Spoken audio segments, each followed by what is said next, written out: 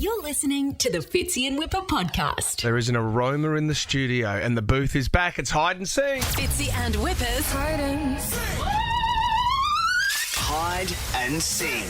We do have a celebrity in the booth this morning, guys, and they have 5 songs for you. Each song is a clue as to their identity. It smells like salt and vinegar in here. That's Salt me. and vinegar? No, Fitzy was eating chips before and he rubbed his some. nose with his fingers.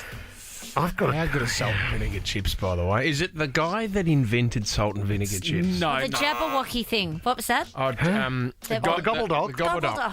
Yeah, no, all incorrect. There's an easier way to guess, and that's by hearing the songs from the celebrity. And 13 24 10 if you think you know who it is. All right, celebrity, take it away with the first song, please. Since you've been gone, I can't breathe for the first time. I'm so moving on, yeah. What a voice. Thanks to you. Thanks to you. Now I get what I want. Since you've been gone. Oh, okay. I think see I have you it. scribbling things down over there, Whip. Whips and I like to exchange guesses on paper. I'm going to give you a soundbite, which I think you will understand. Hey, Mum, I'm home. Is it Jason Jackson? Hi, Mum, I'm home. The Michael Jackson impersonator. It's not Jason Jackson. Okay. All right, celebrity, take it away with your second song, please. In the jungle, the mighty jungle, the lion sleeps tonight. Wow. In the jungle, the mighty jungle, the lion sleeps tonight.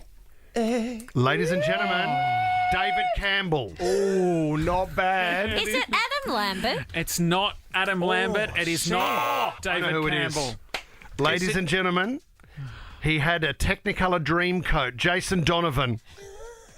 Is it Okay, not I mean, it helps Jason if they don't Donovan? know. Is it J.D. Fortune, the singer of In Excess after Michael? Incorrect. Do you want another one? Yes, one more, please. All right, take it away. Hot potato, hot potato. Hot potato, hot potato. It's not Anthony Wiggle. Hot potato, hot potato. Potato. Where's the clue in that? It's not Simon, the Red Wiggle. Yeah, and then Anthony said he can't sing. Well, that's not fair. He said that on the show. Anthony said Anthony can't sing. said Anthony So you're can't saying sing. Simon can't sing. Think Is about it. Anthony the clue, Tom? You could be onto something. Hang on a minute, Tom. Is it I've got a Anthony question. Koutafidis? From the Carlton Football Club. Cuda, here we go. Did he perform last night in Melbourne? Possibly. No way. Go on, announce it. Ladies and gentlemen, the one and only Anthony Kalia. Seriously. Darren, how are we? Hey, buddy! A Michael Jackson impersonator. Are you really for real? Home. Oh, mate, yeah. good to see you, buddy. That's what my life's come to, singing Hot Potato on radio. Did you perform last night in Melbourne? Did I get that right? It was a few nights ago. A few nights ago. I saw a Yes. post saying this was unbelievable. Yeah, no, it was a good night. So new music. New music. Oh, great. Yeah, I've released a brand new album. It's called 40 Love, and it's basically an album that encapsulates the last 40 years for me because I'm turning 40 this year, and I wanted to celebrate in music, and there's 11 original new tracks, and I'm releasing this totally independent, and it's just been the most joyous process, and it's great to finally be able to share it with everyone. Good on you, buddy. Can I ask, because Tommy has just moved house, he had to move house because the people living upstairs were mad bonkers, and he was just hearing these unbelievable noises throughout the night. Where you live, what are your neighbours like? For you, not you and Tim. No. But for singing, like when you're rehearsing, I mean, don't get me wrong, they're going to love the sound of your voice, but they're going to hear a lot of it. We have thick walls. Okay. And that's probably not what I'm worried about, them hearing me sing coming from my apartment. I should be worried about a lot more. Okay. God, the tragic news with Johnny Farnham and his throat and stuff like that, and you worry so much. I mean, that is your gift that you've been given. As you get older, how do you preserve that more, Anthony? It's interesting because I shared a story at the show the other night for the very first time, and it sort of relates to that. But in 2017, I hadn't spoken about this before until the other night. That, I had a bleed in my throat, and it wasn't on my vocal cords, but I burst a vessel in my throat, and it was 3.5-4 weeks before I went on tour.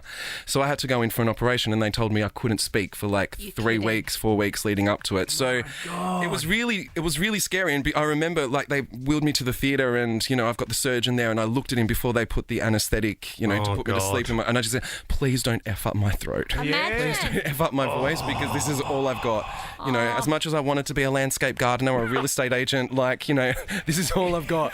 Is that because you were pushing it too much? To be honest, at the time I was just really stressed. Yeah. And I made myself sick, and I burst a vessel in my throat. And the first time that I opened my mouth after that was when I walked on stage in Adelaide for the first show of the tour. And I just literally walked out on stage, and I'm like, please work, please work, please work. Please don't sound like Whitney in the Hunter Valley. Please. Were you there? I heard about that. Please don't sound like Meatloaf at the grand final. Yeah. Mate, what a were relief. you at Whitney at the Hunter Valley?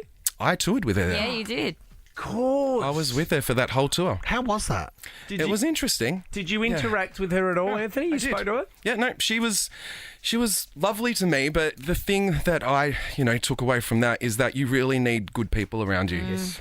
I don't think that she deserved all of the ridicule that she got. No. But, it was great being in the presence of her, and it was an absolute privilege. And I remember when she stopped past my dressing room, and I bought her a gift, and she came back and she thanked me for it. So it was, it was really lovely. Fitzy and I were on a plane to LA one time, and I looked over and realised he was watching the same thing. We were both tuning into the Whitney Houston documentary. It's so sad. And she It is died of a sad. broken heart. Yeah. And that Bobby Brown.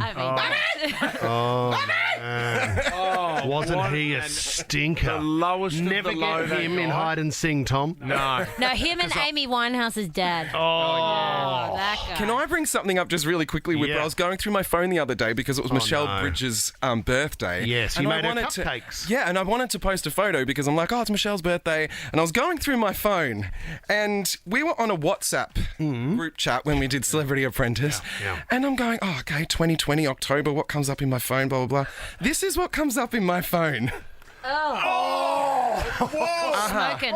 Yeah. Whipper, I keep it in a special folder. It's basically you, Whipper, in a white Speedo in budgie smoke. Wow. Yeah. Mate, what a treat to think you'll always have that. Oh, yeah. And we've always said, doesn't it look like the man on the moon? His stomach there with his hair. It looks like a face. I've put it in a special folder for quiet time.